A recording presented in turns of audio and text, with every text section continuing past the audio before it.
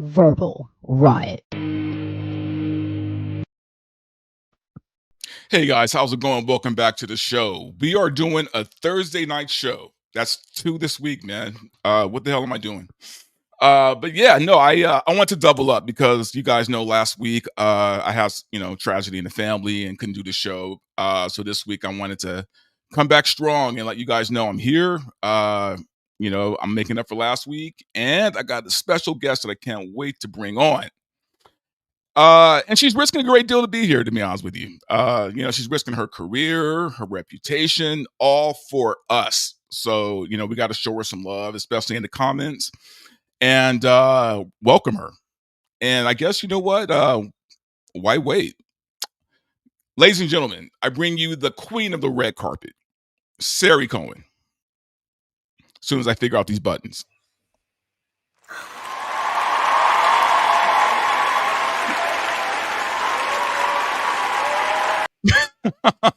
What an introduction. Wow. You know what? I had other adjectives for you, but I just thought that one kind of fit the best, right? Because you're also the celebrity whisperer. You're the ear of Hollywood. You got all these titles. I like that. I like keep them coming. Keep them coming. I just like talking to people, so yeah. But yeah, no, I'm glad that you're here. You risked a great deal to be here today. So you risked a great deal. But I promise to be nice and kind and not controversial this time. So okay. You are always nice and kind to me. I don't know if that's controversial, but you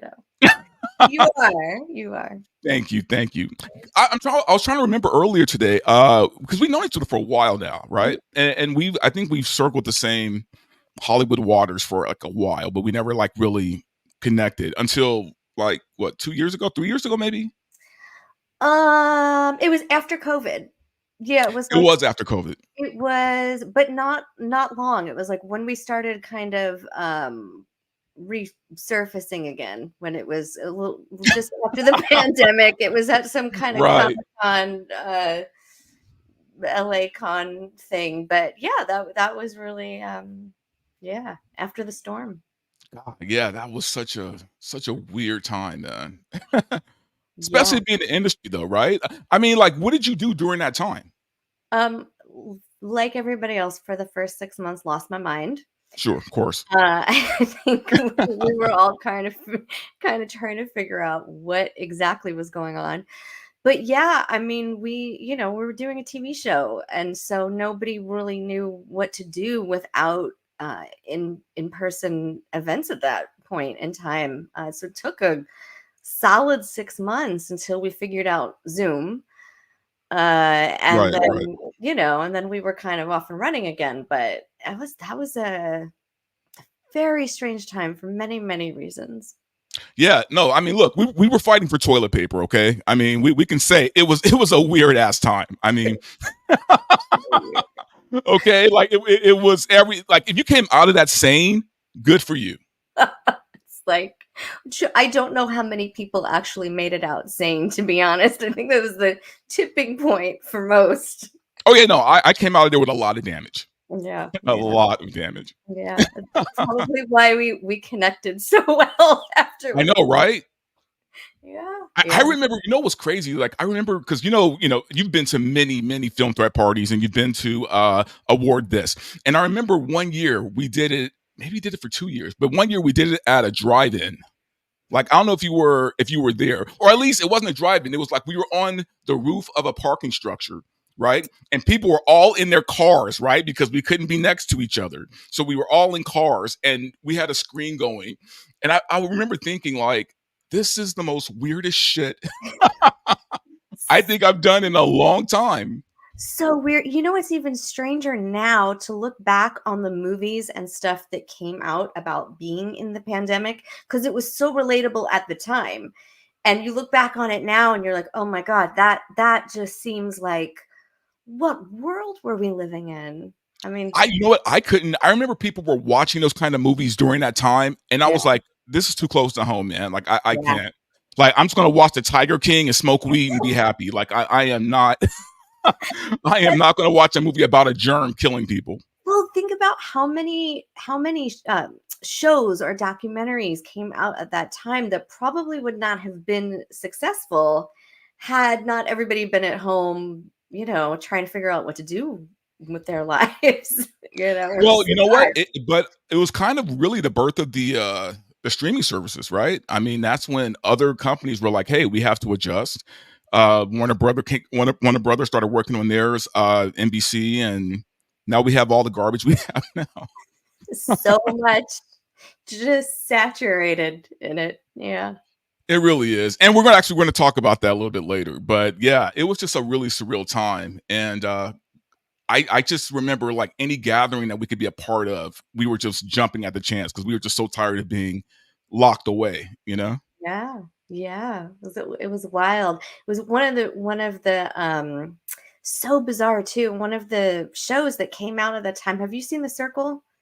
The Yeah, social, yeah. right, Social Experiment. Everybody's seen it now, I feel like, on Netflix.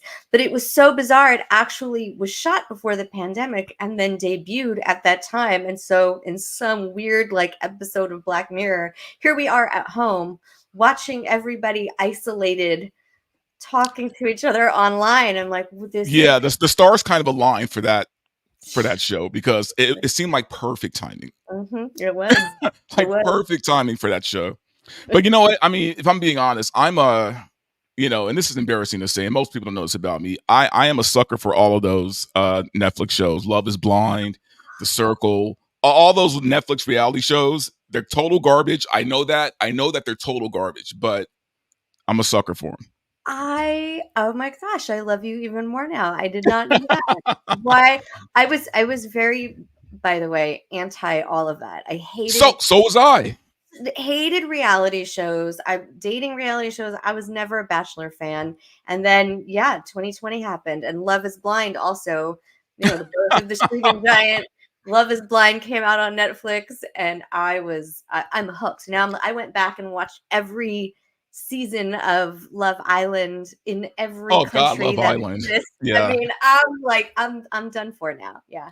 And you know what's It's crazy is happened. I remember the first Love Island I watched was it wasn't even the American version. It was the Australian version, right? And it is so much more crazier than the American version. Yeah.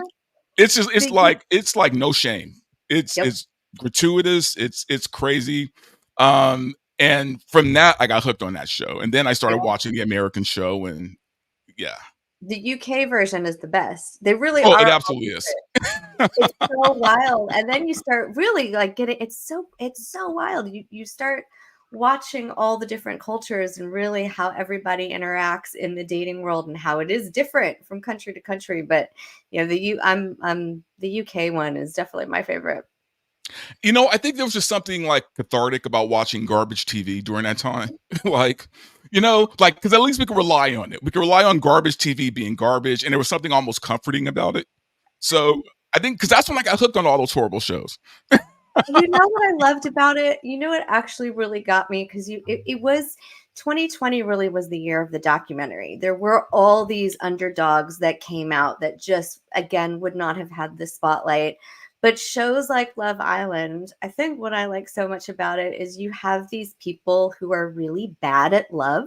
Yes, Like and they're just just bad people. you're like, oh, these people, they're never gonna do that. This is awful. This is terrible. But then when you see them succeed, when you're like, oh, if they can figure it out, it's kind of like the underdog story. You're watching these people figure it out, and I follow up on them to see if they, how many people stay together, where they end up. Right, right. Well, what's funny because like I think Love Is Blind has like the biggest like following when it comes to that. When it comes to people following these people outside of their lives, because people get invested in Love Is Blind, and like they track these people down, right, and like stalk them online. Like it's crazy.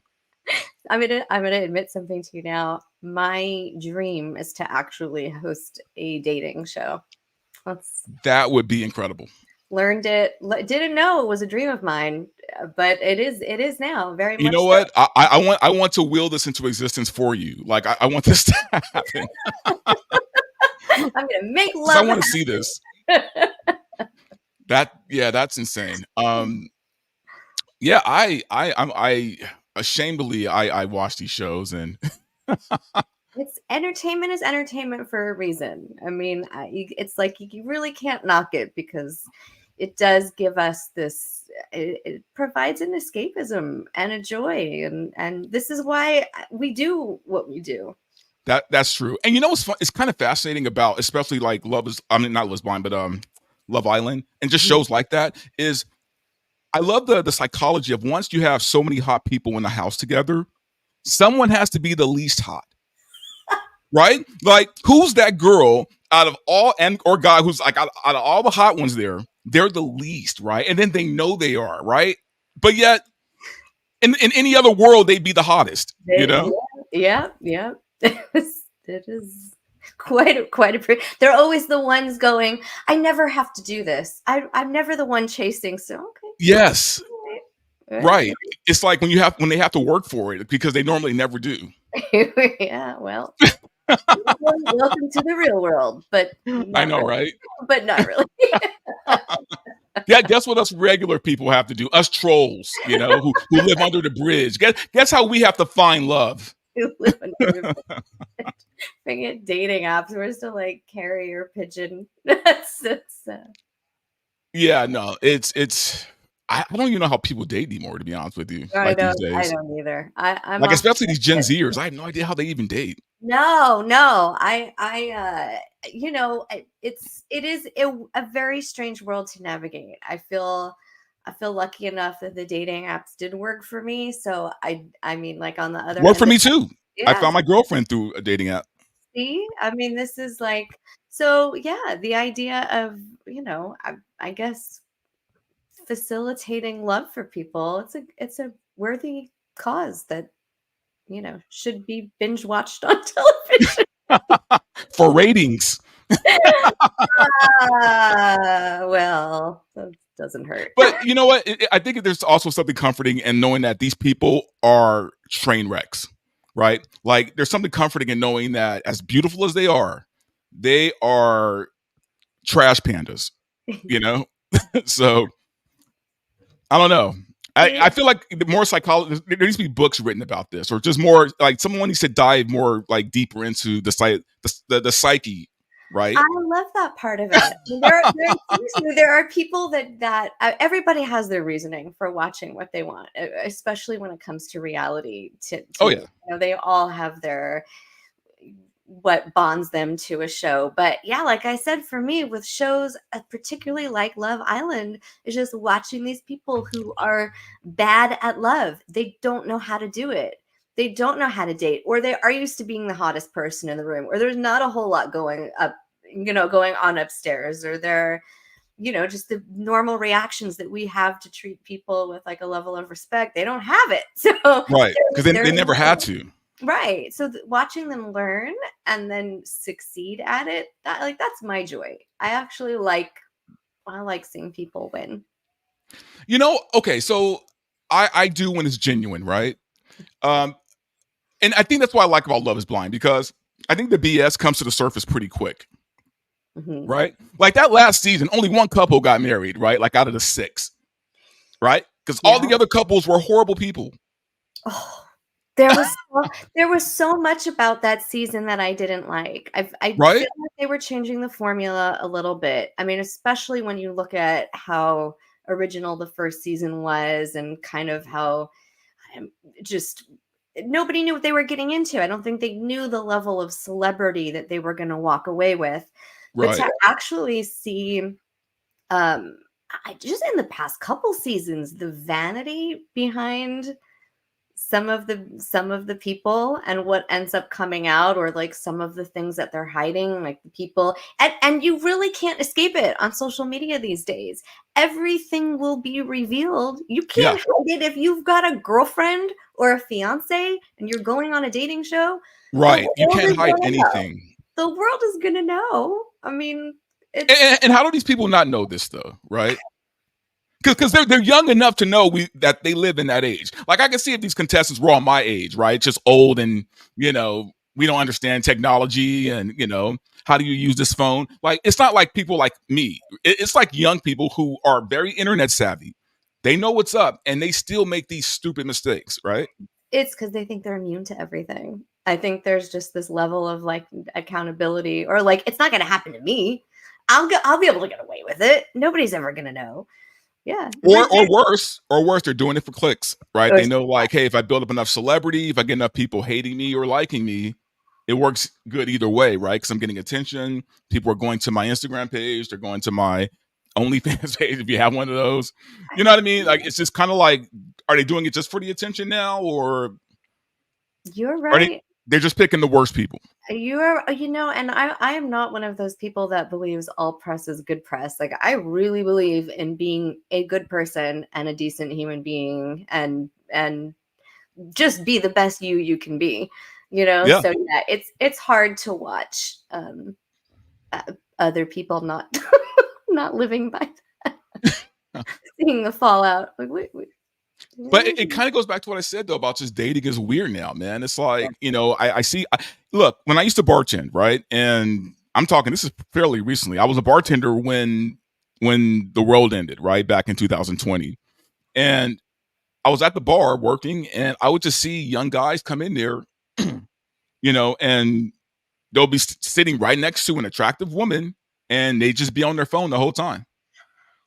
And the same thing with the woman. She's on her phone. I'm like, I don't understand this. Like, guys, you're at a bar. People don't know how to communicate anymore. That's part of it. It is we are of the same generation, and I feel like we kind of bordered that. We know what it's like to be without it, to be without social media, to be without living with phones in our hands, and now and especially doing what we do, living with it. We have to like, assimilate to this world. So yeah, it's wild. I was a bartender also back in the day, but it was like 20 years ago. And people, that's what you did. That was how you met people. You just went to a bar. I've been so out of that scene for so long, bartending and dating in bars. So I could just imagine how weird that would be, just sitting there looking at people. Well, it's funny because me and Chris were at the God, what was that concert? The one this weekend at the Rose Bowl. Oh, I was there, just like heaven. Just like him, we were there. Yeah, you were there. I was there too. Yeah. Yeah, we were both there. Wandering around aimlessly. Yeah, same. But no, me and him were talking, and we were there talking, and we were talking about how we're talking about how this generation will probably have the lowest birth rate out of any generation in history, right? Because young people just aren't hooking up. They're not talking to each other. It's they'd rather talk behind a screen than in person. Interesting. I wonder, do you think it's a good thing? Idiocracy, right? Take that movie. It's good for population control, sure. I guess, but yeah. I feel like there's a lot of things that are kind of pushing towards population control right now. But I said I wouldn't get political on this particular show. Yeah. But no, it's just weird to me, I guess, because as a young guy, I just remember, you were always on the hunt. It was like, hey, I'm young. I don't, I'm not looking at my phone because I don't have one. I'm looking for a chick. And that's what guys did back then. Do you think, though, it's because our perspectives have shifted? I wonder if it's just because we've gotten older and we have experience, we're just seeing things through different eyes. But I think we're seeing the right thing, though. I think we are seeing the right, and it's not just us saying this.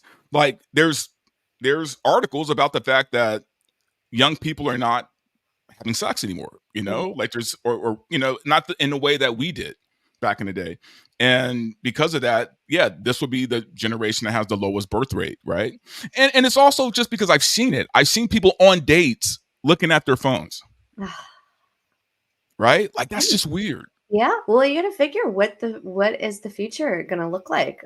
Besides having a lower population, but just in general, how are we going to interact with each other as a species? How's that going to work? I think things are going to get weirder. Yeah. If I'm being honest with you, things are going to get so much weirder than they are right now. And I think we're just at the beginning stages. Uh, again, I feel like I'm happy for us that we got to experience all the points in history that we did, kind of the before time, the Because during. we haven't even gotten into the sex robots yet. Oh, jeez, because Okay, that's I'm coming. telling you, we're going to get weirder. Yeah, yeah, you're not wrong.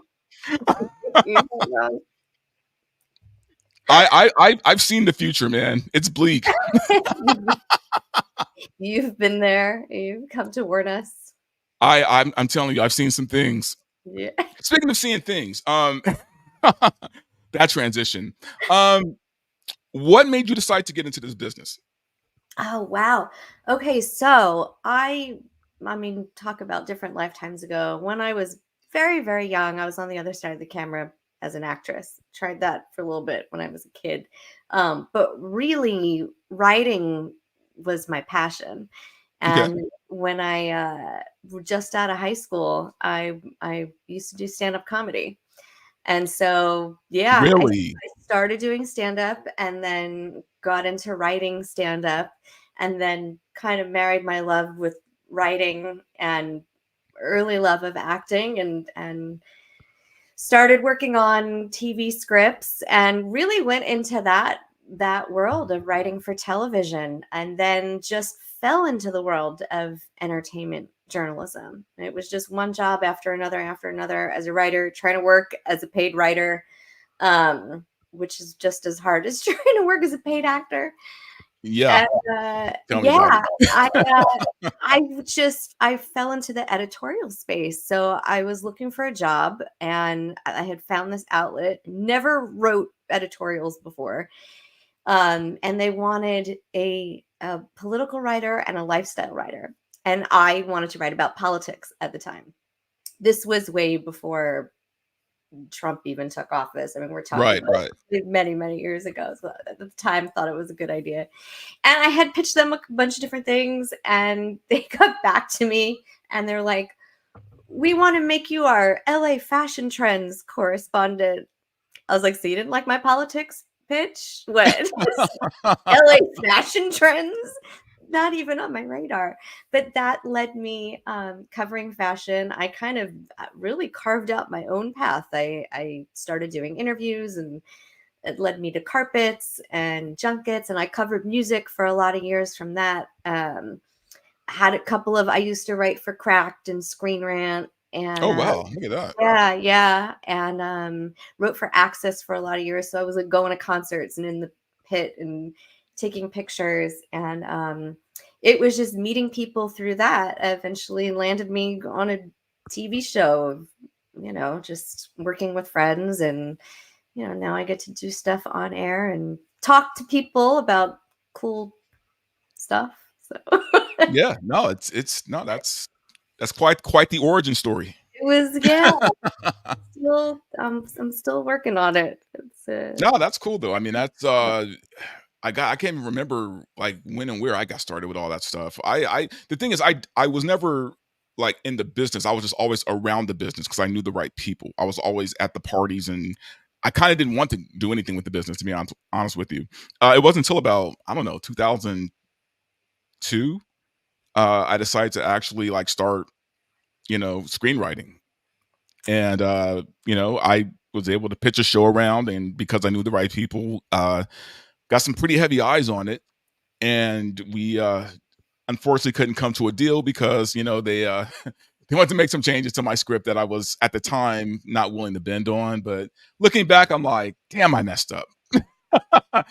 I should have just sold my ass like a whore on the street, man. I should have just let them no, take the script and do whatever they wanted looking back, but you wouldn't be where you are today. It's listen, it's hard as a screenwriter. And coming from that as well. It is it yeah, it's those are sacrifices. It's like, what do you well, do? what's funny is, and we're going to talk about this in a bit, but this big push now for diversity and inclusion and all this stuff, right? Like the reason why we couldn't come to an agreement on my show is because of the fact that they didn't like the fact that my character was a black lead.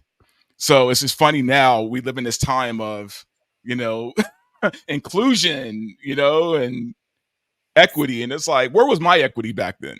You know what? So here's the story for you. I was actually, because we were just having these discussions. I was just at a panel yesterday. HCA put together something.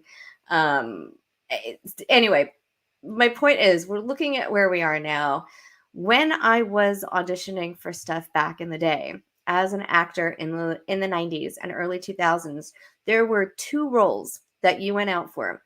You were either the all-American girl or the ethnic girl.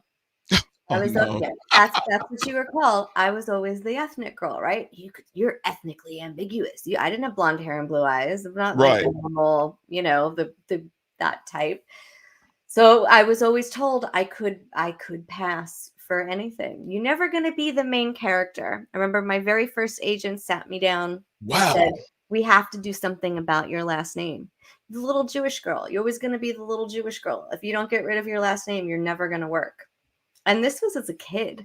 When I was a child. I was my Jesus. But think about, okay, so we've come quite a long way since that time. But to think about like that almost seems just how I would never fly today, obviously. No, and look, and we have, you know, like I'm not going to say like progress hasn't been made. It's just, you know, now it's kind of really flipped on its other end, right? And but again, that's something we're going to get to in a minute. But just going back to your story, are you a California girl or are you from New York originally? Oh, wow, look at that. Yeah. Okay. Yeah. Well, first right outside of Philly, but New York was where I grew up, and then moved out here when I was a teenager with my family. Moved out to Nice. to What part of California? California, Irvine. My Oh, yeah, I Irvine. mean, it was so funny because my mom. This is how my parents were hippies. So this is how like wild they wanted to get out of New York, hated New York, and I have got two younger brothers. They literally were just, my mom's like, I'm going to go visit California, check it out. We had some family who had moved out here decades ago. She came out here and within a week was like, hey, I found a place in the city called Irvine. Pack your bags. We're moving at the beginning of the month. And we did. We packed our house up and got everybody in the car and drove across country. And it was honestly the best move they could have made. Yeah, Irvine's nice. It's really nice. I had friends who bought property out there a long time ago, and yeah, it's worth a pretty penny now. Uh-huh. So good on them. Yeah, it's an interesting city. I mean, especially coming from New York. Irvine Oh, took very slow paced. Very slow paced. yeah, Irvine took some getting used to, but You definitely need a car to live out there. oh, for sure. I wasn't crazy about it. I mean, I love California in general, but I wasn't crazy about it when I was a teenager. I couldn't wait to get to LA. And of Oh, course, I'm now sure. that, working in LA, now I'm like, oh, I can't wait to drive home to Orange County. Yeah, I don't know if it's funny because we talk about this all the time. LA being super expensive to live here, and how do people even afford anything, right? But at the same time, I don't know if I could live anywhere else. Like, even if it wasn't the industry stuff, like I don't know if I could live somewhere else, like especially places where they have wind chills, right? When it gets like below zero, I can't do it. I remember the first time I went out of state, and I went to Minnesota, and it was during one of their coldest winters, right? And I'm coming from California, been in California my whole life. I don't know anything about real weather. And I remember I got out there, and it's the moment I stepped off the plane, I could just feel like the wind cut through my clothes like razor blades, like I was wearing nothing, like that, like that's how cold it was. Like I was layered, and I was still freezing. Bone chilling out of all the places you could have picked. I know, Minnesota, right? Why? What were you doing in Minnesota? I was visiting a friend, and yeah, he said, "Oh yeah, it's kind of cold here." He said, "Kind of cold." I mean, You yeah, didn't, for him, you didn't want to wait for the spring? because he wanted, we're gonna go snowboarding and do all these cool things. I've never been snowboarding, and I was like 22 at the time, 23. And I'm like, yeah, why not? Let's go do it, And it's funny because I remember when I went there, I was like, clean shaven and haircut, everything looked good, whatever. Like by the time I came back, I had this giant afro, right? And this giant beard. And like I looked like a caveman when I came back because it was just too cold to even like shave or cut my hair. You're like, I'm just trying to survive. Oh, you have no idea. Like there'd be times like I'm walking around out there and there's like ice hanging from my beard. I'm like, human beings shouldn't live like this. No, no. I'm so spoiled now, having lived all this time in California. I mean, I love the sunshine. When it rains or gets cloudy, I get depressed. I'm like, this is Same. awful. I left New York. I'm good without the rain or the cold. If I want to go somewhere cold, we could drive 2 hours to the mountains and then drive home to the beach in the same day. Right. This really is. I'm with you. I could not live anywhere else. I wouldn't want to. This is really a great I just place. can't. I realize I can't. Like there's just no way. At least nowhere super cold. But I don't know. Even like there's places that get too hot too, though. So Yeah, anywhere in the desert has those extremes. It's different heat though. Like East Coast has the humidity to it. So if you're right. Like, cause I love the desert. Like I love Joshua Tree, one of my favorite places, and it gets crazy hot, but it's like dry hot, desert hot, which I can handle. yeah, But that same. wet, muggy hot, no. Awful. New Orleans is one of my favorite cities in the world, and I couldn't live there for that reason Yeah, totally. I'm with you. at all. So I mean, look, you've been, like I said, you've been in business for a while. Who's been your favorite person to interview so far? It's God, that's such a hard question because I feel like I am one of those people who loves talking to people, and I love the art of conversation, and I love connection, and I feel lucky enough that I have been able to have that with um, I don't know, multiple people that I grew up really just loving and respecting and idolizing. And but I would say up there on the top of my list, because he is the closest thing to music royalty we have, is Ringo Starr. I mean, he's a Wow. Beatle. No, Yeah. that's a big one. That's a Yeah. big one. Yeah. That's like interviewing a legend, really, Totally. And he has a magic to him. He really is.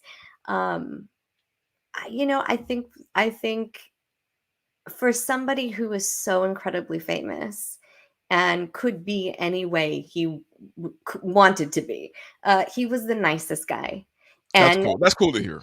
did not make me feel nervous. I wasn't on edge. It was so easy to have a conversation with him. It wasn't until the conversation ended when he gave me the peace and love and told me he loved me. And then I was like, I love you too. And then he walked away and I went, did I just tell Ringo Starr I loved him? What is his life? In 4K. It was, right? Yeah, it was for KCAL. It was a wild, wild night, but he's up there. He's up there. Quite Oh yeah, I magical. mean that's meeting a legend. I mean that's and it's weird because they even have like just not to make this like one of those Rick James stories, but hey, they have like an aura to them, right? It's like they have this whole aura about them. Because I remember the day I met, so I was at a restaurant on a date. This is like God back in 97, 96, I think, and we were at this hotel restaurant in West LA. I forgot where we were, but we were waiting for our car. And I look across from me, and it's like Annette Bening and why am I spacing on his name? Warren Beatty. Warren Beatty. Yeah. I'm about to say Dick Tracy. Warren Beatty, right? Yeah. But I remember like just staring at them because like they actually they looked like movie stars. You know what I mean? Mm. Like they looked like it's almost like you see the wind like blowing their coats and like they're on the set. And I think that's the only time I've ever been like really starstruck. Yeah. Is when I saw that, because I've met many celebrities over the time and none of them strike me as that interesting. Really? Really? But that for that moment, they were like, okay, this is like looking at them on screen, you know? And it's the only time I've been starstruck. I could see why. I mean, there's definitely I mean, not to get like too woo woo, but there definitely is an energy, or if you want to say like an it factor Yeah.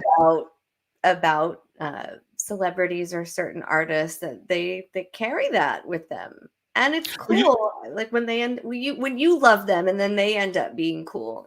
I do say meet your heroes because why not? uh, I don't know about sometimes. Sometimes meet your heroes. Yeah, Um, meet them on their terms, right? Like, don't meet them on your terms because things go very differently sometimes. You know what I mean? that's a good Um, that's a good point. yeah. God, especially nowadays with everybody with their phones, it's a little different. I was gonna say there is a level of um people expect to be greeted with I don't know, a smile and a photo op every celebrity they meet who's just out to dinner or at a festival or living their lives. And you know oh god, if you thought it was bad all those years ago being a celebrity, I can't imagine now where everybody's got, I mean, you've got cameras coming at you from every angle. Yeah, I mean, there's no private place you can go as a Mhm. celebrity these days. Like, someone's always going to have a camera. You Yeah, know, you can't yeah, do anything stupid. yeah. And we've seen how Mel Gibson learned that lesson back in the day. I mean, that was the birth of that. I mean, it was like someone had their phone, and it was an old flip phone, but it still was able to record, right? Yeah. And that's when we first started learning. Hey, you know what? Anywhere you go, everywhere you go, you're going to be recorded, captured, and you know These days, put on the internet. yeah, these days edited and maybe computer generated as well. Like Oh, that's just a whole nother level now. Like, that's yeah, something that it's scary now what they yeah, can do. yeah. It is. Like, It is. I don't even know how real evidence could be used anymore when we could do things like this now. You know? I I mean, it's got to be a science behind figuring out what's real and what's fake. I mean, yeah, I can't even imagine. But I think that that is a big reason of why we are where we are now. Because But if you think about it, like right now, it's good. In 2 years, it's going to be scary, right? What you can do I'm because you can already put. scared. It's actually so am I. Like, I'm always afraid, like, my face is going to end up on some gay porn or something, and I was like, "You have an OnlyFans page? What?" I know, right? I'm putting this out there right now. There is no Verbal Riot OnlyFans page. There isn't. Okay, so if you see one, report it. I'm sad I have to even say that, but please, yes. Unless it's making money, then you're Unless it's like, making a lot of money, because then I can right, sue and get a little something. right, So right, right. in that case, support it. See? Yeah, no, it's really it's wild times, man. Okay, so look, that's your favorite, right? And don't worry, I'm not going to ask you your worst, but I am going to ask you, like, okay, look, and I know you have one because we all have one, like an embarrassing moment, like on either the red carpet or in an interview. Because I know you got some. We all got them. Yes. I have had a few.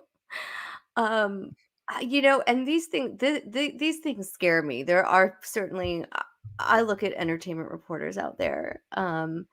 We're just human, Yeah, and again, like there's so much information out there, and only so much we can retain. And sometimes we don't know things. We're just there to have a conversation, and should be knowledgeable, but yes, there was a time I was on a carpet. It was an award show, and those are a little bit hard because you really don't know who you're gonna get or not gonna get, and you might not be familiar with them. And I don't have a producer in my ear right.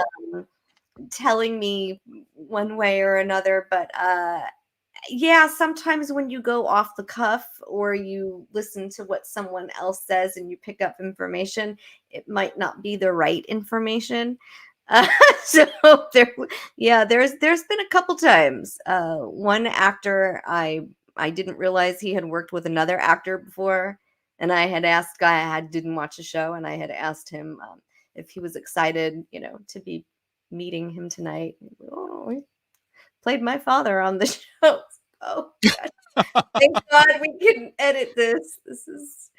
This is when you're live, as you know, it's a different thing. I've had those Look, moments too.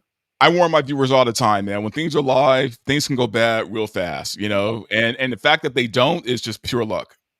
I'm telling you, we have to like really just understand that we are all human. We are all going to make mistakes, and if you come to the table to enjoy yourself and be honest and authentic, then good, then everyone wins. But if you come with judgment and a different intent, then things can go south real quick.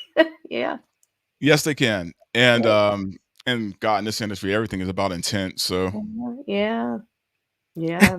people like it's funny because I don't think people understand. Like Hollywood is the weirdest hustle in the world, man. Like it's networking like on a evil level, man. Like it's you know what I mean? Like it's so grinding. It's like the most grindiest job you can have. And you're always fighting for your food. So believe me, it's not that people want to be awful people. It's just that they kind of have to be sometimes. I see, and I feel so strongly that's like you should always honor just it doesn't cost anything to be kind, like just be a kind, honest person and Right? let things align, because you'll align with the right people. You'll figure out who your people are that way.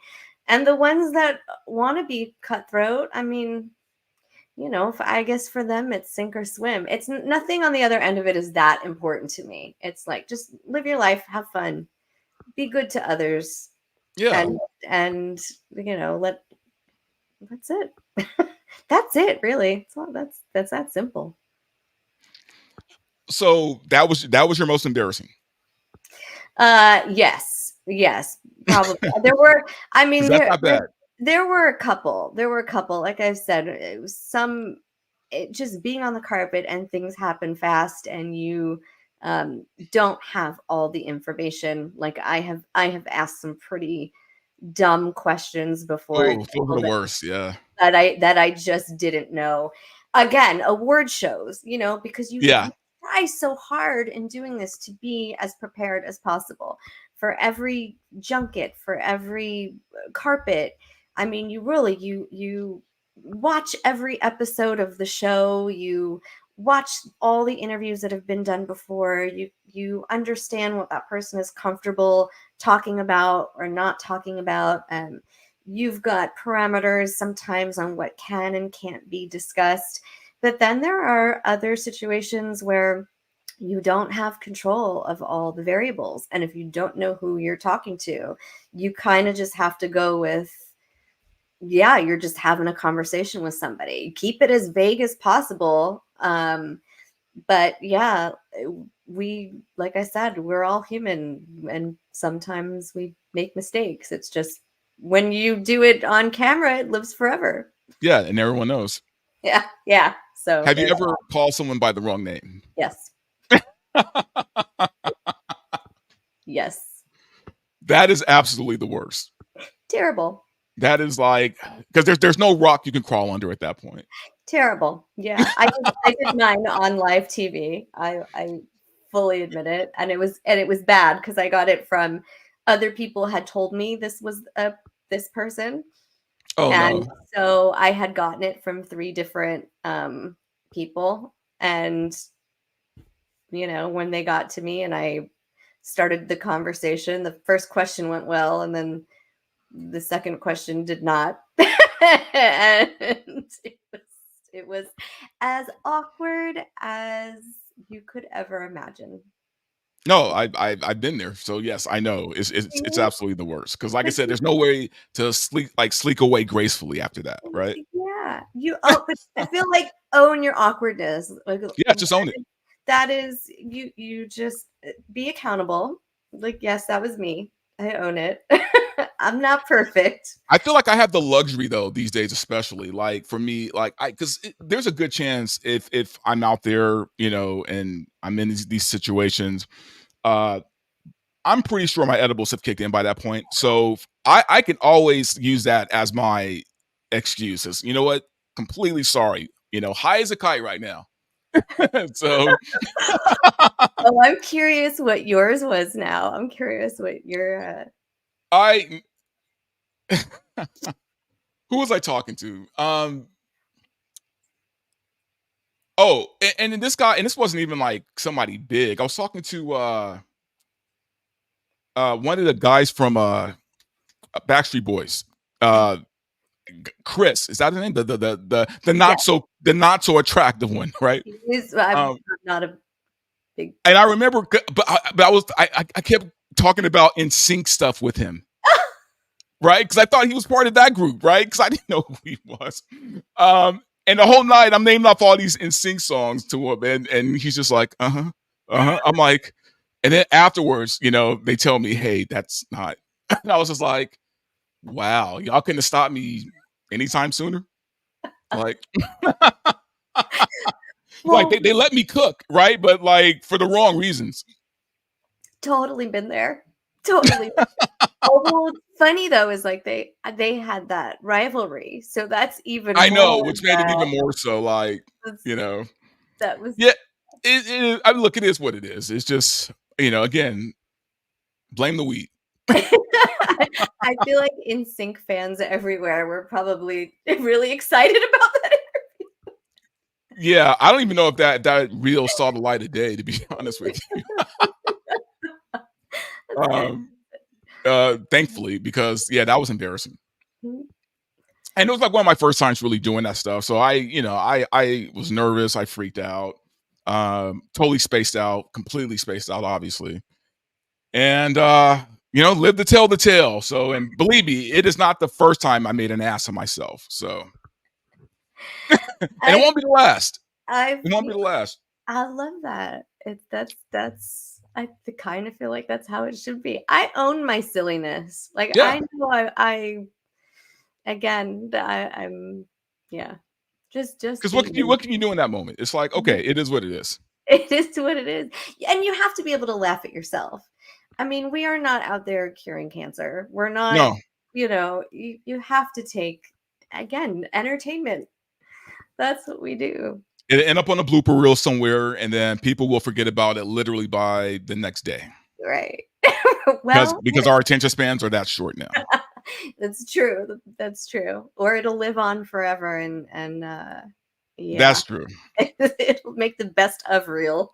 Yes. Yeah. It'll live on like Britney with the knives. Yeah, yeah. Even to this day, I still see that video like at least twice across my feed. So wild. So wild. Yeah. It is crazy. The algorithm knows. Yes, it does. And you know what?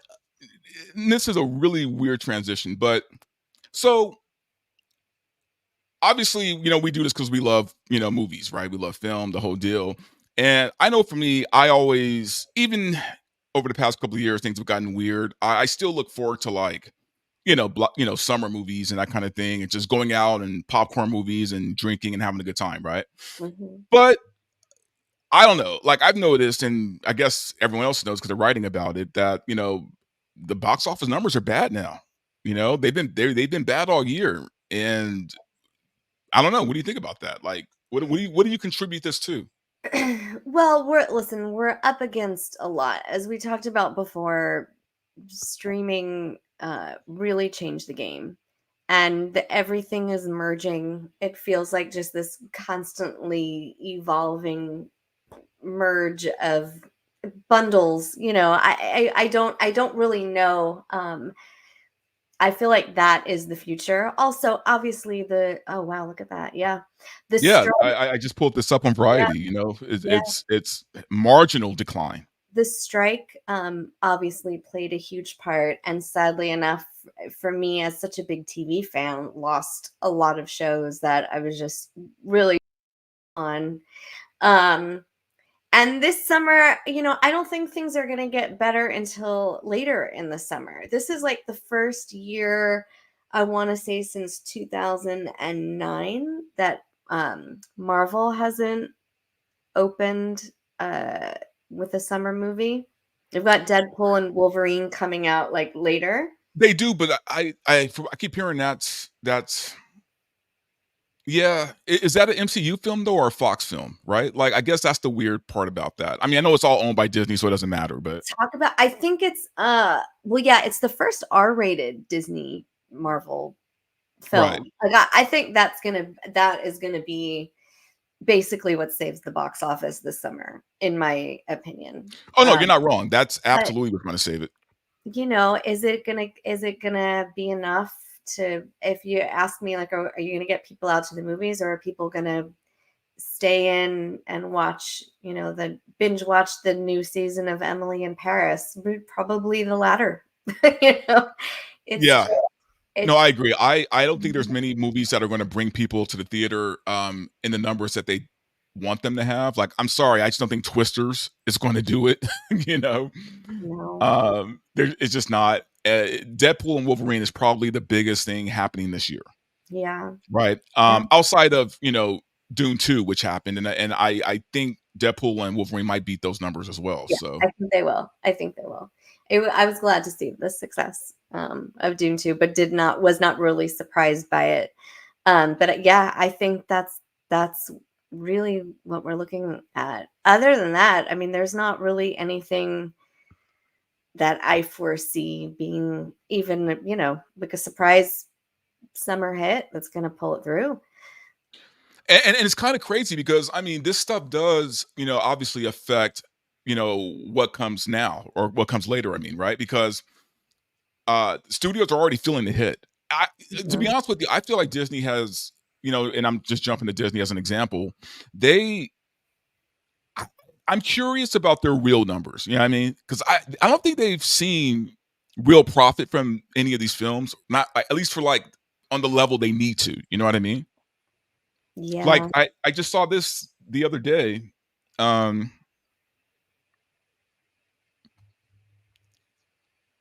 yeah, Pixar. Laying off 14% of its workforce. Right? That's Pixar. Yeah. Like Pixar used to be like printing money. It's I think a lot of it too is the repercussions of the strike. And then who knows what's happening with IATSE, if this is going to continue. But yeah, I think what we're seeing is a lot of that. And then, I mean, from what I understand, even with the layoffs, people at the top are still seeing an increase in salary. I Yeah, don't that's know if wild. that's, yeah, I don't know if that is particularly with Pixar, but um, yeah, we are at a very interesting time. I now I guess in all fairness, they said it was the 14% that was laid off was Pixar in relation to Disney Plus shows, right? So I guess they beefed up their Disney Plus division of Pixar, and it's not looking like it's going to work out. But mainly because Disney Plus isn't working out. Which is so wild to me, because I feel like that I don't know, maybe it's just me and my perspective, but I feel like there's so much content coming out of Disney Plus right now. I'm surprised. Okay, but yeah, content, but is it good, right? I think see, you were bringing up the strike, and which is valid, completely streaming valid. I think there's been a dip in quality. Mm, Like just for me on a writing level, on an originality level, I think, I don't know how, even in the worst economy, how, like, and I'm again just using Disney as an example, you can own three of the biggest franchises in the world, right? Marvel, Pixar, and Star Wars, and fail. There should be no failing with those three, right? Just one of those alone is enough to carry a studio mhm. if done right. You know what I mean? So it's just kind of it's interesting that, and you know what? It could be a combination. It could just be a perfect storm of the strike, of the streaming, and of bad writing. Like, just all these things Yeah. have turned people away, and add to that, just people have more options now, right? They have YouTube, they have you That's know, Instagram. totally what I was going to say. I think looking back on the history of things, if you're talking about traditionally TV shows that would come out of networks, I mean, Seinfeld, if Seinfeld came out today, it never would have made it past the pilot, maybe a couple of episodes. The No, you're NBC right. kept that show on so long until it finally caught on and became the massive hit that it was. I don't think shows get, I think there's so much money that goes into the production of a show. Like take the Peripheral, right? That was one of my favorite shows. I really not one of well, I really enjoyed it. I'll say that. It was Nolan and his wife, and they came out of Hmm. Westworld, and that was one of the losses we got from the strike. Sadly, it was a lot of money to make. There was too much time going into season 2. I think they had started pre-production, and then it was just done. And they're so good. I mean, Fallout again. They always. I just think everything they put out is actually. I really enjoy their content. No, I Um, agree with that. Fallout was amazing. yeah, so good.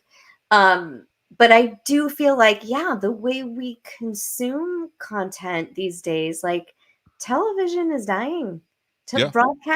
broadcast is going away. And as an entertainment journalist, what we see on the carpet as press, like we're up against influencers, people Oh that you yeah. see on TikTok who have a TikTok following who are Who could now barely write a paragraph of right, anything. or can't write at all. They just Right. they'll maybe not even edit their own videos, but whatever they've been able to do, they brand themselves and they have, they're giving they have an audience, and that's basically what press is. You're giving an artist access to an audience. Yeah, And and I think that's why there are a lot of we in the YouTube game call them shills, right? Mhm. Where it's like they will give the worst companies the best reviews because they want to keep getting those nice things, right?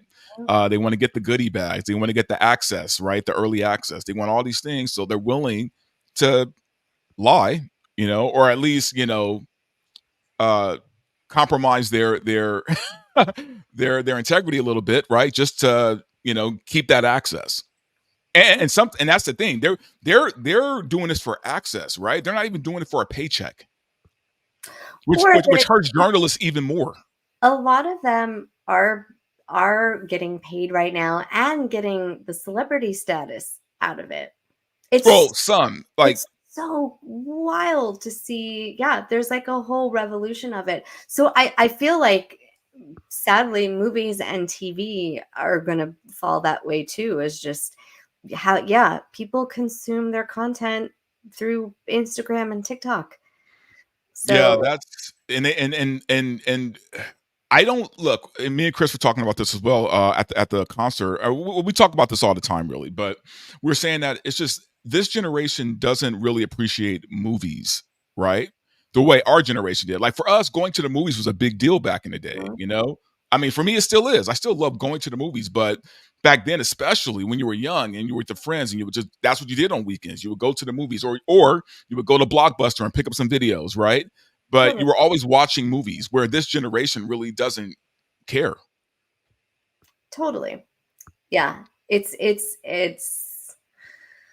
I don't it's a scary thought to think about because it really was something very special to Yeah. us. And I mean, I'd like to think the art is always going to live on, but the access to it, how we're going to be consuming it, I think that's still evolving, and I don't know that it will stay at the box office. For me, I just fear this future of where the movie theaters go away, right? And I don't want that to happen. Like I want movie theaters because I mean, back in the day, they said the same thing about drive-ins, right? And for a long time, drive-ins went away. Now there are a few drive-ins that are open now that are kind of novelty Mhm. things, but back then, drive-ins were all over the place, and they died out. Well, and getting creative. So things like we do a lot of rooftop screenings or Right? screenings like Yeah. Hollywood Forever, or something that kind of makes it more of an event. I mean, in during the pandemic, we kind of luckily had the option, especially in California, because I don't know that all places still have drive-ins. Well, but Yeah, we had the option to, right. do those drive-ins or outdoor movies. Um, people are going to have to get inventive. They really are. We're going to need new ideas, and it's going to have to merge with what was to with what is, and hopefully someone will be able to figure it out. But I'm with you. Like, we were just talking about the arc light, which Oh God, I missed the ArcLight so much, man. That that's was such a great theater. The Dome. yeah, that was where I interviewed Ringo Starr, actually. Oh So God, yeah, I miss that place so much. yeah, yeah, me too. Me too. um, but I think right now the biggest problem with Hollywood when it comes to because like you said, something needs to change, right? But Mhm. I think what needs to change is you know putting these weird regulations on film that they're doing right now, right? Like the DEI stuff, right? And I bring that up because I was looking at this article where and this is in the Huffington Post. Hollywood executives are deprioritizing diversity at their own peril, Mhm. and I'm like, what are you talking about? Like, DEI shouldn't be a priority. Like, I get it. Like, look, especially me, I get it. Like I said, Hollywood, didn't care about diversity about in 2008, right? All of a Mhm. sudden they do. But my thing is, I don't think art shouldn't be governed, right? If I'm writing a story about a Nordic, people in a Nordic land, guess what? I'm okay with not seeing black people in this movie because it's about Nords. You know what I mean? Just Yeah. like if they did a movie, in Africa about, Africans, I would expect to see at least one black person there, right? Like, I don't think making a director, making a writer have to include something that they originally did not include for the sake of you checking a box. I Mhm. think that kind of stuff is hurting film. It's like, look, I think diversity is great. I think we need more of it. I think as far as it being natural, right? In the natural way. But when you're telling company or studios they have to check these boxes or else, that's a problem. We were just having this conversation yesterday. I mean, we're really just on a panel talking about this, and I think there are so many stories to be told, and I Yes. think we have to have authentic storytelling. I think it's very important to have representation behind the scenes, because that's how stories get told, the people who are making the decision. So it's not a diversity hire. It's like the ones who are actually, green lighting projects and bringing in a team in front of and behind the camera. I think there's every if you are a storyteller, you're right. Art shouldn't be governed. It's nice, again, like for someone like me who was always just the ethnic girl. Um, no apparently nationality or race attached to it. I was like, oh, you could be this, or you could be ethnically ambiguous. I love that term, by the way.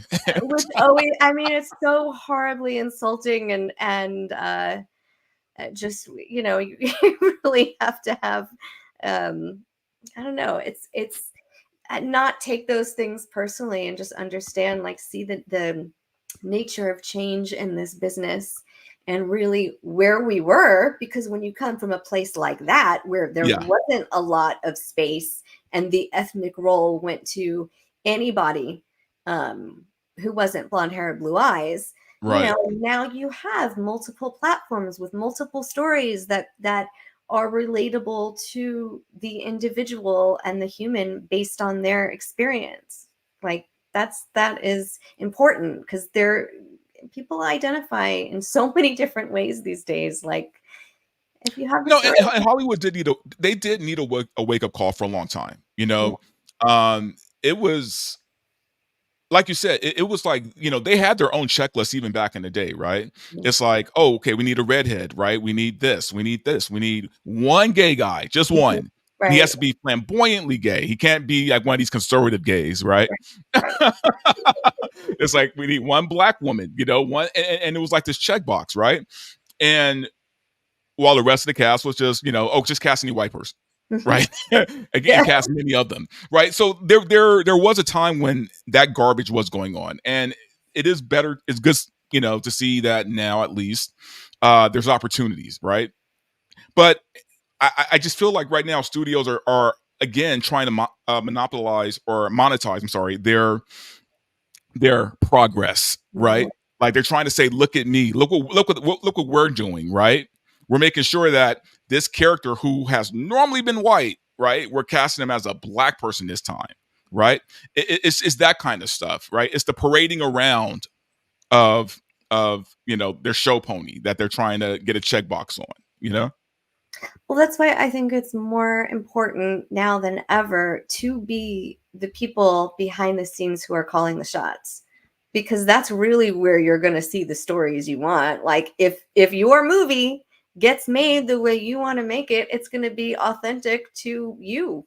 And that's what it should be, you Right. know? And Yeah. I feel like in this weird time, you know, like, you know, Hollywood looks at like, you know, the whole race swapping thing like it's a good thing. And it's like, okay, so you're telling me you'd rather race swap a traditionally white character for somebody black just to, you know, make a point when instead you could have just told a black story, right? You could have told a story or an original story. I'm sorry, not a black story, just an original story involving this black person. You decide to race swap because number one, you're lazy, right? And number two, you know, it's easy. It's you don't have to. It's the you already have the IP, right? You don't have to work for it. Just switch, just swap them out. I despise that. I hate that so much. I know I went off. I was one of those guys who went off on the Little Mermaid, not because I care about the property, but the pitch of you know little black girls need to see themselves. And what pissed me off about that was, well, there's original Black Mermaid stories you could have told. Mm. Why didn't you tell the original Black Mermaid stories instead of just making Ariel black, right? So I think studios are facing this kind of criticism now. And I really believe it is starting to bite them a little bit. It's starting to hurt them because, again, these youngsters aren't going to the movies anyway. And they're on YouTube. And guess who they're listening to for movie advice? People on YouTube, Yeah. right? So it's I think these studios need to really kind of wake up to where their market is, right? Understand your market. That's all. Understand who this movie is for. Well, again, that's why it's so important to have who you have at an executive level, because then you do know your audience. You are in touch with what's going on. You're not someone on the outside who's projecting something else that doesn't have anything that is relatable to them.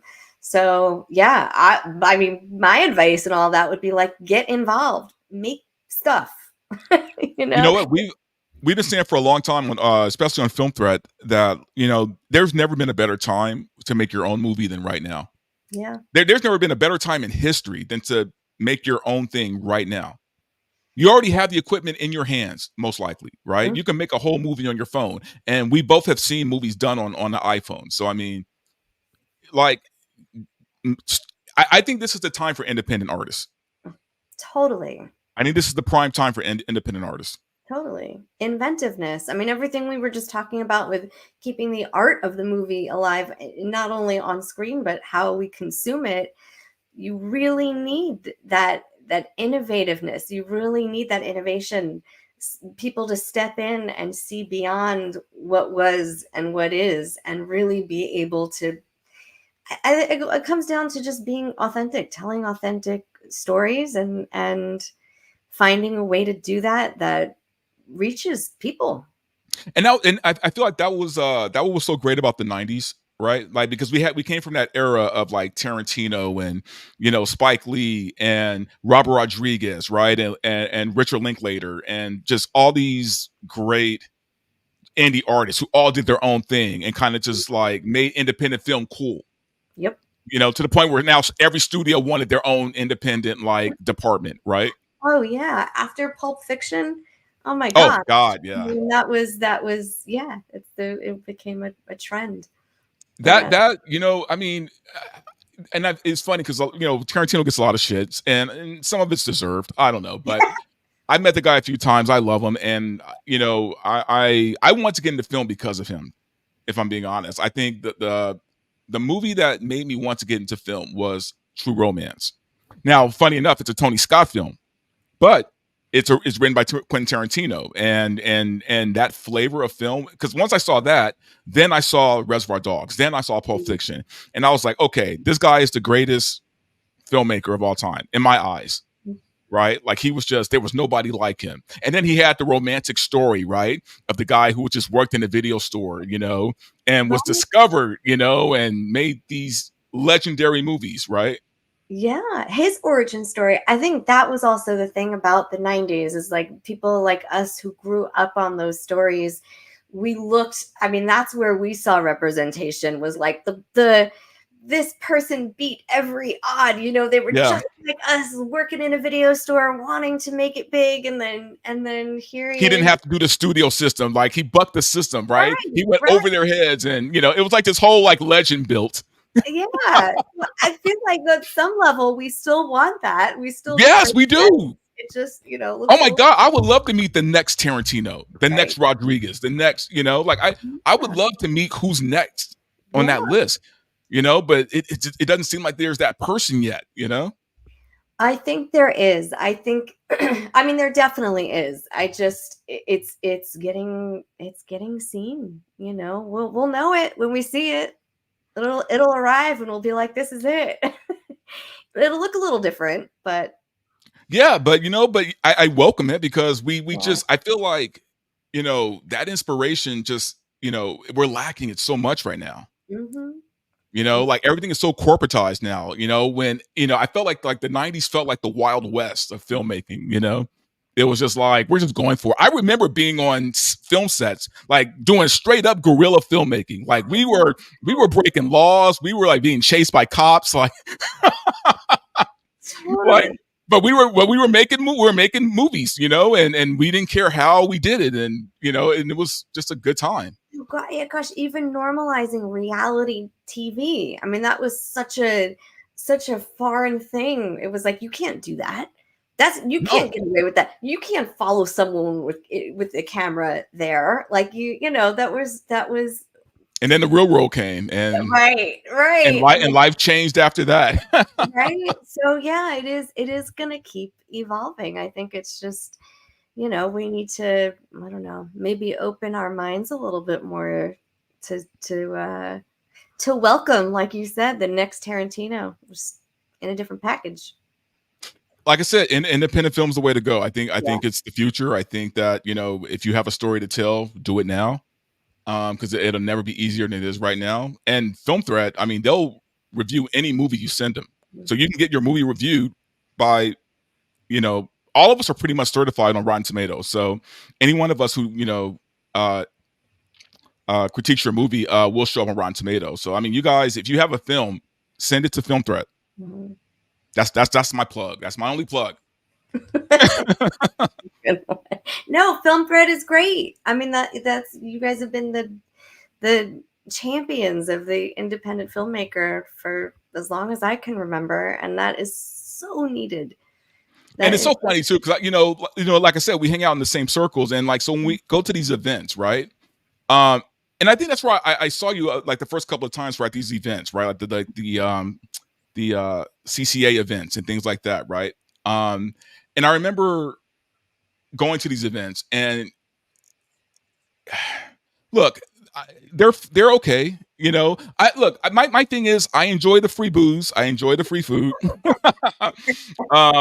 The awards are fine. I think the thing that bugs me is when I just get into too many conversations, right? Too many industry conversations when I'm at a party.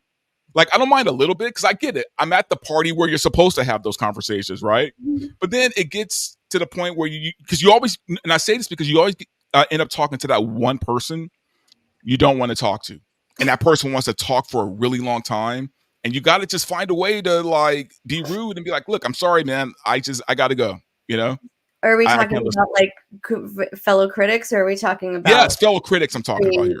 Okay. No, I'm talking about fellow critics. Okay. And it's the same ones we see all the time. So the usual suspects. Oh. I'm not going to say names. I'm just saying, there's just people like that are always at these events that I'd rather not talk to. So, but someone I did love talking to, and man, this is so sad, man. Sam Rubin passed away. Oh, yeah. Like I've seen Sam many times, and talk to the guy, just really friendly and LA legend. He was an LA legend. Oh, Do you have any memories with him?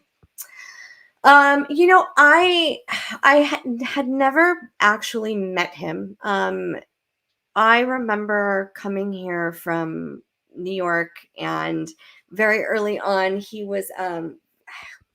I used to watch. It was Good Day LA, and I Oh think yeah, yeah. he had that segment with Dorothy Lucy. Like it way No, no, before. no. That was that Steve? I think that's Steve No, Edwards. after Steve. He came. Oh, it was after Steve. I think, yeah. He Wow. started to come in and as a contributor. I didn't even know he did that. Okay. I think so. I mean, that's where I Interesting. remembered like first slowly seeing him. Well, I mean, the guy's been around forever, and he's Yeah, been like, yeah, and this was early or mid 90s, mid 90s probably more so, and then obviously watched him just totally. I mean, he was at the center of it all for us. He's there's been a few of them, I think, as an entertainment journalist that you look to, yeah. and Oh, he was definitely one of those guys. He was like the general of the red carpet. yeah. Like, yeah, like when Sam was on the red carpet, you knew like people were going to show up. You know. What's your fondest memory of him? I was working, and it was funny because at the time I was doing AV work. I wasn't even like writing for anybody at the time, and they were doing the Golden Globes at the usual spot in City of Industry. I always forget the hotel, whatever, but um, I was doing AV work there, and we were getting everything set up for the red carpet, and and the thing is, we still have to like dress up, even though we were like crew, and so, but no, I was just working crew, and I remember, something happened, one of the tarps fell, or whatever, and I remember, it was just me and another guy, I think, but he ran off and never came back. But the tarp was falling, and Sam, stopped what he was doing, and came over and helped me put it back up, and I was just kind of shocked because I mean, obviously I knew who he was, but I was just like, wow, I mean, the guy could have just been that guy and pretended like it was beneath him, but nah, he just came over, helped me get it up, and we talked for a little bit about you know uh the event, and what he's excited for and all these other things. But I just remember, like, in that moment he was like a very human guy, right? Yeah, Just a very normal guy. He yeah. wasn't like Mr. Hollywood, you know what I mean? That's that. Yeah. Well, and that's what celebrities say about him too. Is just in conversation with him. That's why he was such a beloved guy in this city, because it was so easy to talk to him, and he was such a Yeah. nice guy and so um human in a way that like you don't always have to be. There is a hierarchy in this within even entertainment journalists, and I just like you pointed out, he didn't have to be that guy, but he was, and that says a lot about someone. So um Yeah, and his presence, I mean, he was just such a big figure. I mean, his presence is definitely going to be missed. yeah. um and it was just, yeah, very shocking hearing about that, and Shocking. I was shocked. I think my mouth actually hit the floor. It's just, yeah, because not he like, always seemed so fine, like healthy and happy, and and so it was just like out of nowhere. and he's was young. I mean, he was Yeah, young. he wasn't that old. Yes, he was in his mid 60s.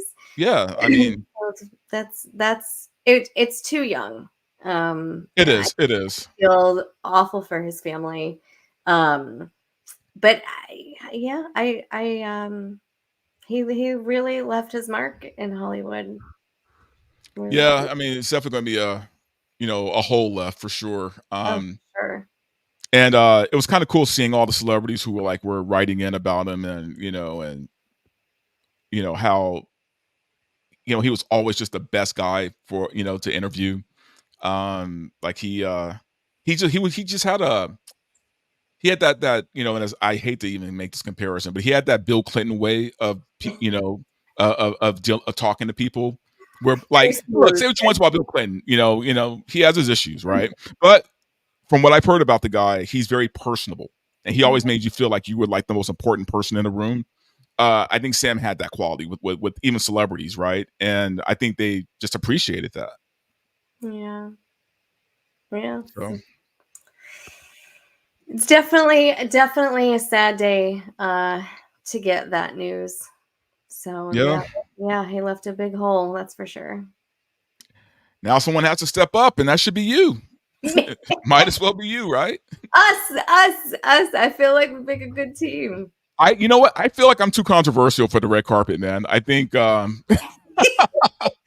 think people see us coming sometimes and just run, man. It's or they get very quiet, and and you know what's funny is I think people have gotten the wrong idea, because I feel like I love movies so much that I feel like it almost hurts me that the industry is like just not appreciating like stories anymore, or good writing and good, you know what I mean? Because I was just watching Aliens the other day and just thinking, God, how good is this movie?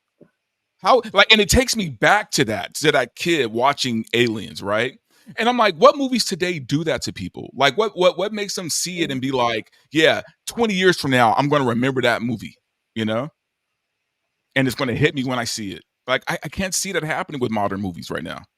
Oh, see, but this is why we do this, right? Because we have such a love for it. There are things that influenced us. Those memories as a kid, when I think back to the movies that made an impact on my life, I mean, when I was young, watching movies that I never should have been watching. Oh God, yeah, Jesus Christ, man. My dad was a monster. He would take like me and my little brother to go watch the Friday the 13th movies and the Nightmare on Elm Street movies, and then get pissed when we couldn't sleep at night because we just saw like the worst shit in the world happen to people. Yeah. I think I saw The Exorcist at 9. I mean, oh yeah.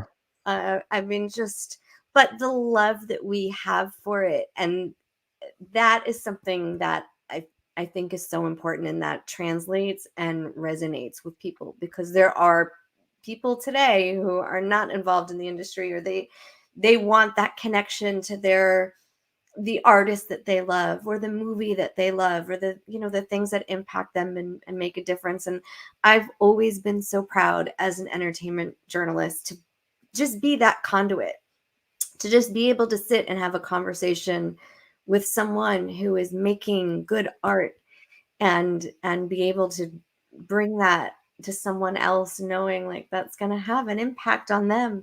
It's kind of like a pay it forward of inspiration, I guess. But I think I think that's important. I think that's a beautiful thing, and we need to keep doing that. Like that's why, again, that's why we do this.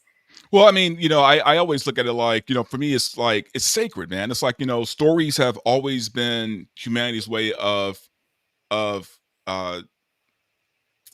of reaching people, right? Like stories have been told since the beginning of time.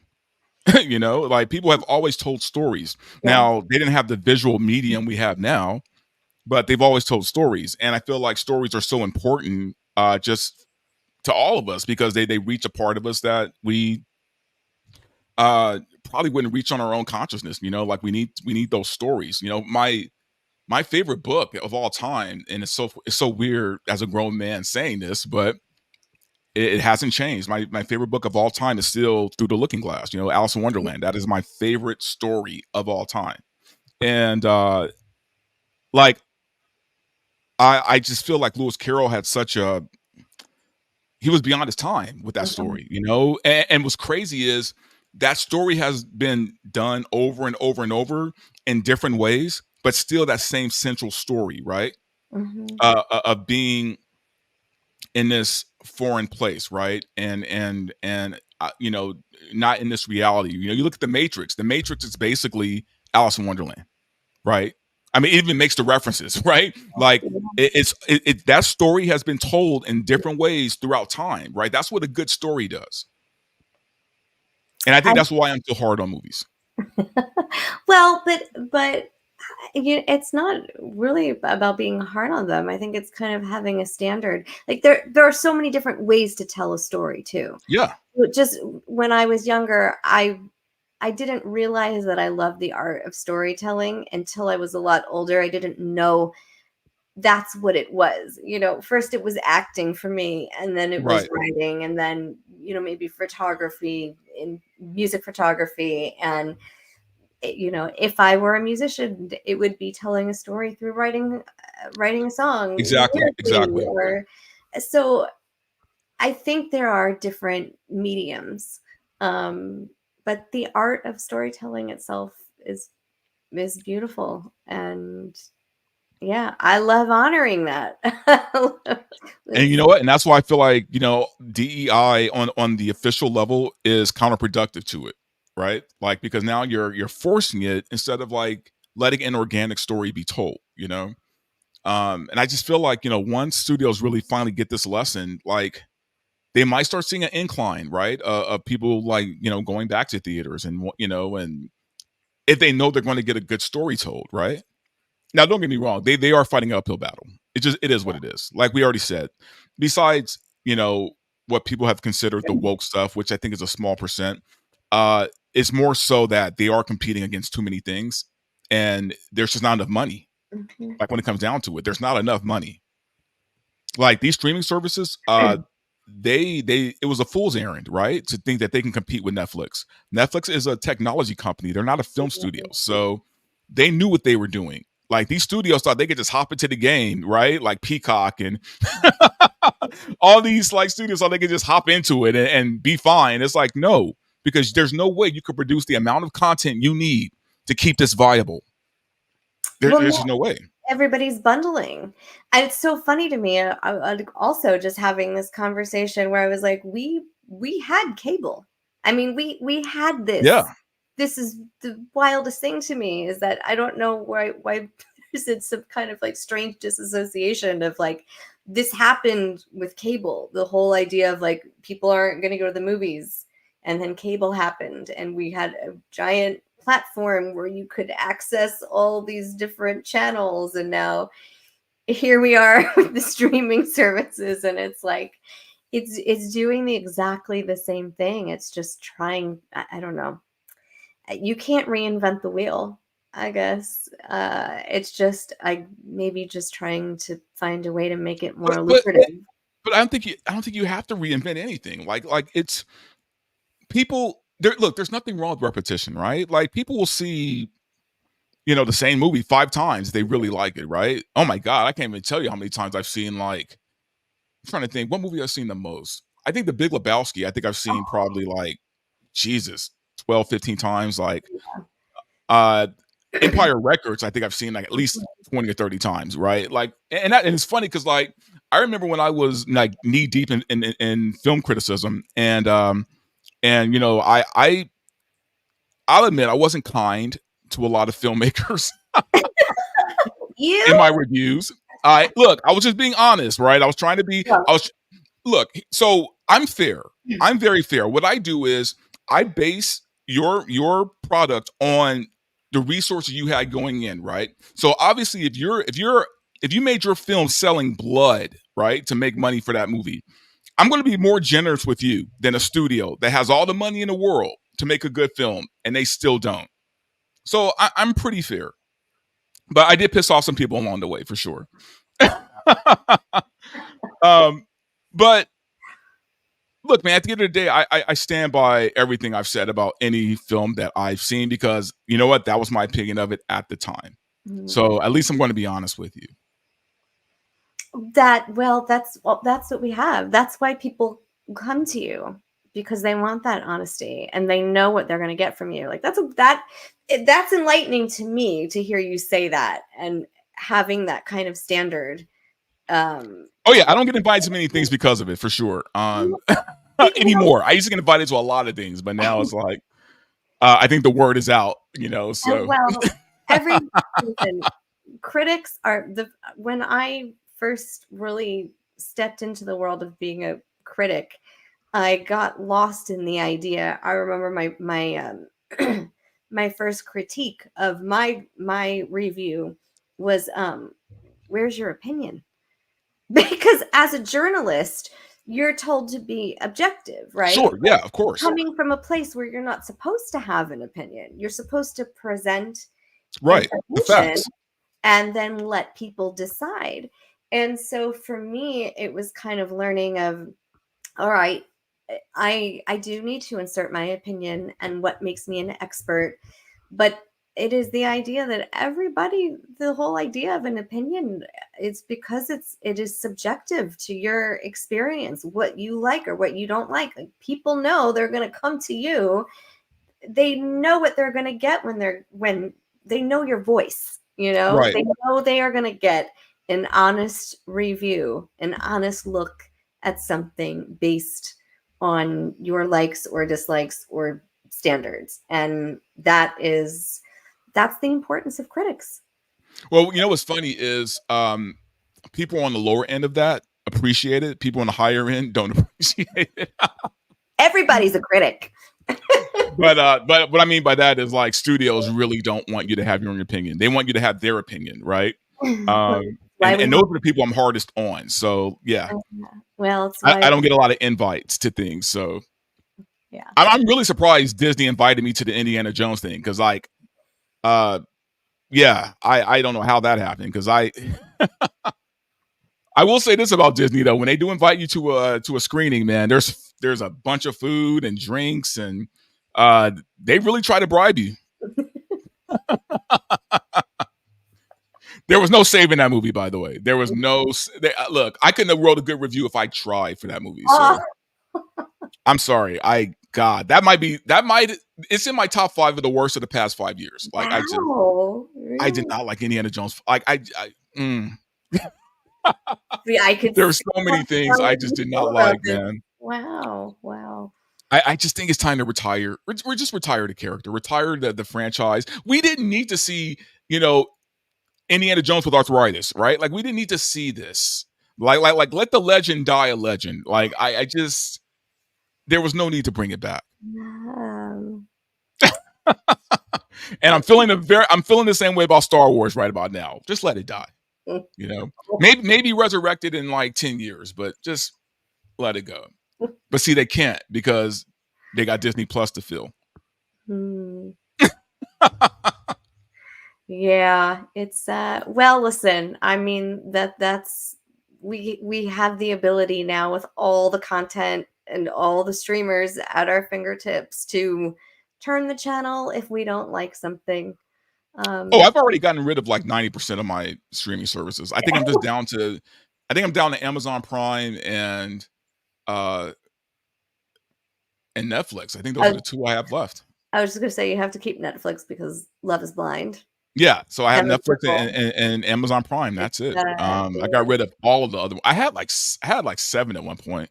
Oh yeah, I do. I flip back between all of them because I have my favorites on my. I mean, truly, each streaming. I'm gonna just call them all giants, but like, yeah, each streaming giant really has a.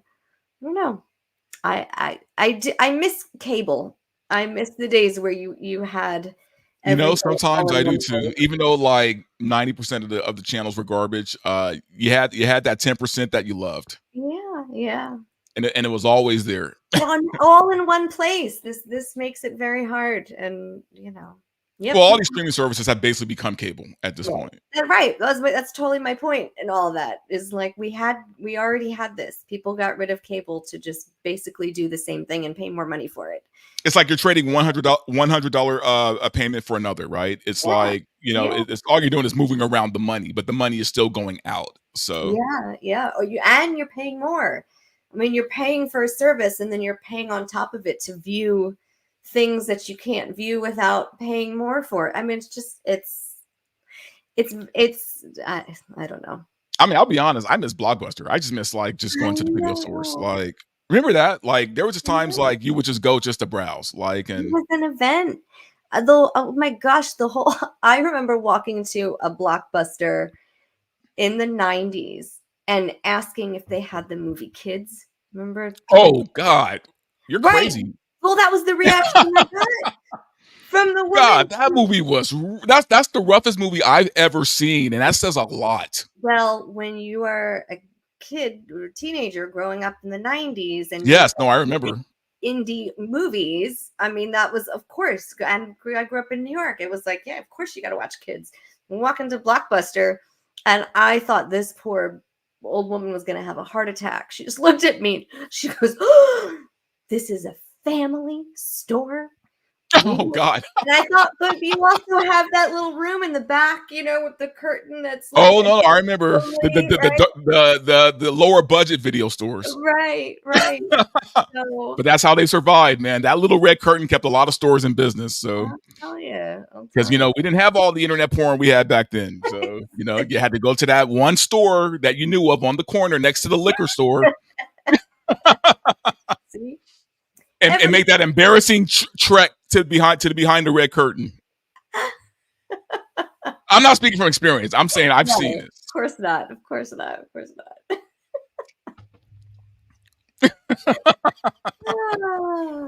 But good times though, all the same. I mean, yes. Yeah. Yep. Anyway, well, Theory, I don't want to take up all of your night. What's coming up for you? Oh gosh, I'm still plugging away, just doing the carpet. I mean, you got me on there. You can keep up with me on Instagram at the Savvy Scribbler. I've also right there at the bottom, guys. Yeah, onto TikTok under Sari Tales. Get it, Sari Tales. I like it. Thank you. Yeah. Other than that, just working the same stuff. Yeah, and you guys, and honestly, Carolyn, you guys are like you're like some of the hardest workers, man, in the industry. You guys are literally like at every event. Listen, we see you there as well. So it's like, but it's a love. I mean, we all come from a place. I think the reason that we are there or do get invited to these places is because, again, like, we truly love it. So I'm we grateful do, and even though I have my issues with it, sometimes I think I've been doing this so long that it's just part of me now. It's part of my DNA. I don't know if I'll ever not want to be in it. You know what I mean? Yeah. So, Good. We need you. even though there's times I feel like washing my hands and moving to the mountains. Don't do it. It's too cold. I know that I'm a city boy at heart. I'm an LA boy at heart. And more than that, definitely a Hollywood boy at heart. So for me, I just love this town. You know what it is though? It's because I have too many memories, man. Like I have so many memories of this town, I have memories of, hanging out at the Rainbow on Sunset, and partying with some of those guys. And you know what I'm talking about. So I remember old Hollywood, and because of that, I love it so much that I can never really leave it, Well, yeah. I guess just too many memories. It's a bit. The best part of that too is that you could walk into the Rainbow today, and it is kind of, you feel like you are stepping into a piece of history. Actually, yeah, it still kind of has that vibe. Surprisingly, though, because a lot of places, they kind of lost. We've lost a lot of great places, man, in this town, man. A lot of great bars that, I'm surprised the Frolic Room is still around. To be honest with you, Frolic Room was kind. I'm sorry. Go ahead. Oh no! I was just gonna say the Comedy Store too. The Comedy Store, yeah. Oh my God, all those places are still here. Fortunate in this city to really have the best of both worlds, where it's like there is new stuff popping up all the time, but we also have those Hollywood staples that's like it's kind of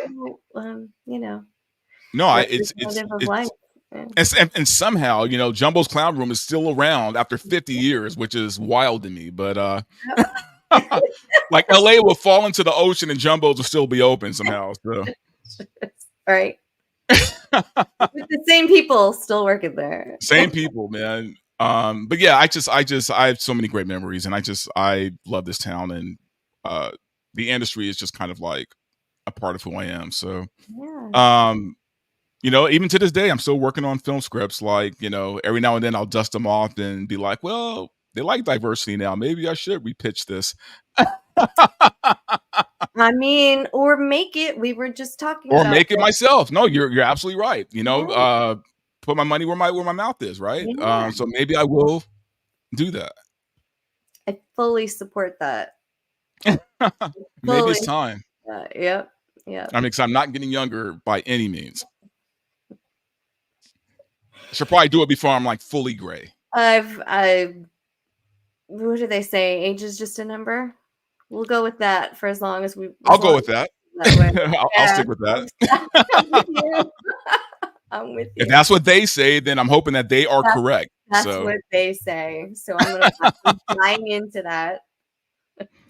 All right, Siri. Well, guys, that's it for us. Trust me, we could go all night with this, but we know, keeping things brief is always a good thing when it comes to a live show because you never know what's going to happen. Definitely need to thank Sari for joining us today, and like I said, risking everything to be here.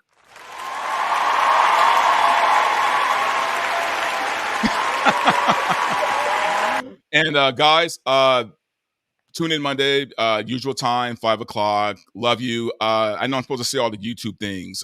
Subscribe and like, and you guys know the deal. Do all those things. Cool. Talk to you later.